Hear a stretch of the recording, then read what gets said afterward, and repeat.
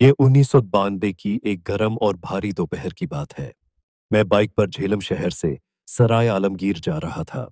Railway पुल के पास पहुंचा तो देखा एक जवान लड़की नीचे से भागती हुई ऊपर सड़क पर आ रही थी। उसके कपड़े बिखरे हुए थे और वह बहुत डरकर चिल्ला रही थी। उसके पीछे 6-7 लोग थे जो उसे पकड़कर फिर से नीचे ले जाना चाहते थे। सड़क सुनसान थी।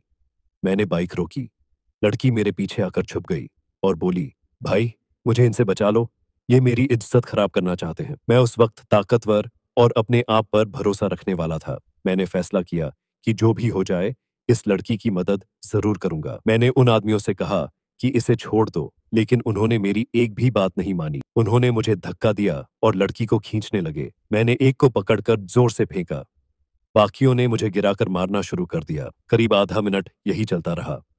फिर कुछ लोग रास्ते से गुजरे और हमें बचाया। मेरे होंठ फट गए, मुंह सूज गया, उंगली कट गई, कमीज फट चुकी थी।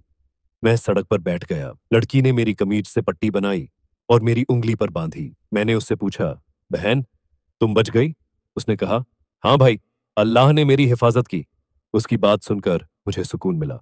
मैंने कहा, अब तुम जा सकती हो। वो बोली, भाई, ये लोग फिर मेरा पीछा करेंगे, आप मुझे दरिया पार करा दो।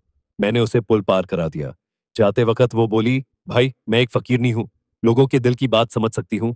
आप किसी बड़ी परेशानी में हो, मैं आपके लिए दुआ करती हूं। जब तक आप घर पहुंचो, वो परेशानी खत्म हो चुकी होगी।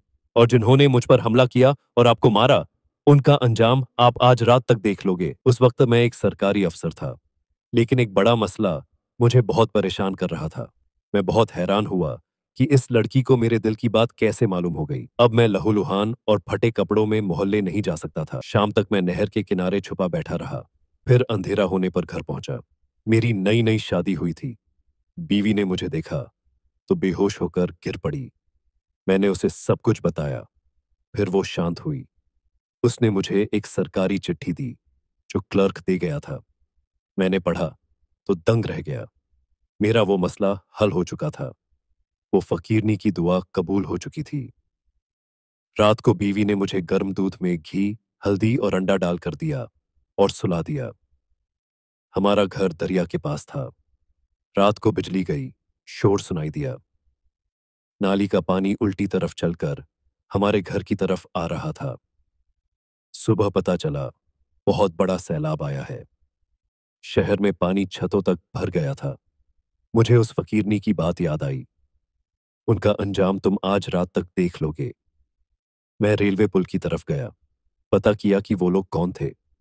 पता चला वो सब तांगे वाले थे जो वहीं पुल के पास रहते थे। रात को पानी आया और उनके तांगे, घोड़े, बच्चे और वो खुद सब बह गए। कुल 13-14 लोग। फकीरनी की बात सच्ची निकली। उसके बाद मैंने उसे बहुत ढूंढा, बहुत गलियां देखीं, लोगों से पूछा, लेकिन वो फिर कभी नहीं मिली।